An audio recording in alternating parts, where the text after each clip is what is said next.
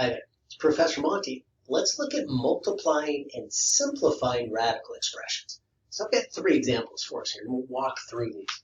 So I've got the square root of 10 times the square root of 35, and I don't know what the square root of 10 is. It's not a nice number. It's going to be irrational. Square root of 35, same thing. And this is 7 times 5. There's no perfect square in there that I can factor out. But I can multiply these together. So since they're both inside the square root, they multiply together. They're still inside the square root. So I'm going to get the square root of 350. So I'm just multiplying these together. It's square root of 10 times 35, square root of 350. Now, I don't know what that is, and I don't know a perfect square that goes into that. But remember what we did in the last video. I can break this 350 down into prime numbers. I'm going to divide it out. So 2 goes in there, let's see, 175 times. 2 doesn't go in there anymore, but 5 does. Let's see, 5 goes into 17 3 times. It leaves me with 2. 5 goes into 25 5 times, so 35. And 5 goes into that 7 times.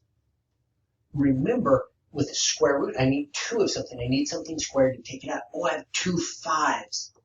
So a 5 can come outside.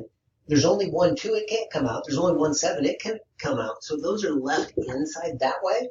And then any of the things that came out together, I would multiply together. Any things inside, I multiply together. So I get 5 times the square root of 14, and that's fully simplified. All right, let's try another one. So this time I've got stuff outside the square root, inside the square root. Just remember, the stuff outside multiplies together. The stuff inside multiplies together. I'm going to group this stuff together. Remember, that's x to the first power. And so on the outside, I get 6. On the inside, I get 12x. And remember, we add the exponents. 5 plus 1 is 6. All right, but I still have to see if I can simplify those. Okay, the 12, I'm going to do the same thing I did here. So with 12, 2 goes in there 6 times. 2 goes in 6 3 times. I have 2 2s that can come out. So I already have a 6 out here. But I can also pull out this 2. The 3 has to stay inside. So 3 stays inside.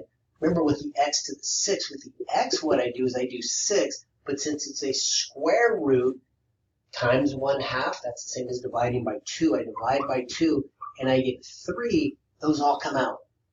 If I had a remainder, the remainder would stay inside. But I get 3 x's out, so x to the third comes out. There's none left to stay in.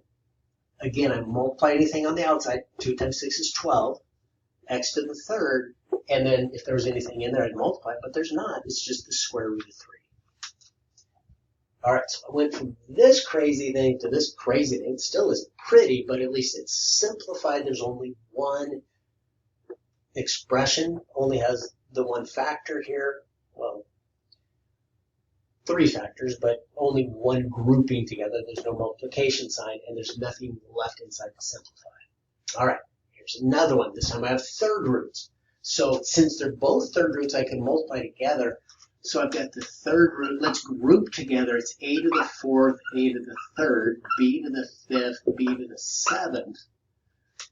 But remember, when you multiply things with the same base, you add their exponents. So I get the third root, a to the 7th, b to the 12th. 5 plus 7 is 12.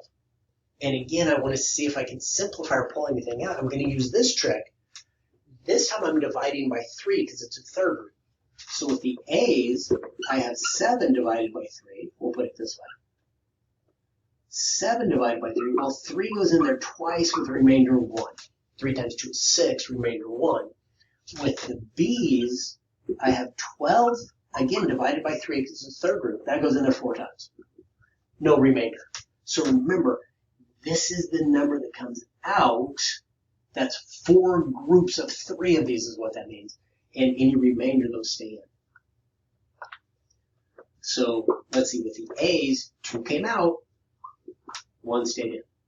So I get a 2 came out, 1 stayed in.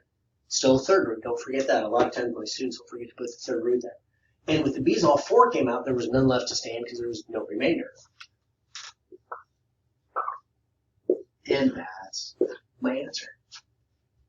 All right, so practice these. I've got another video where I have some examples where I talk about this rule and I talk about this rule. I'll link these together here at the end of the video. It should be coming up if it's not already up, but feel free to click on that if you want some more examples of this to find out where that came from.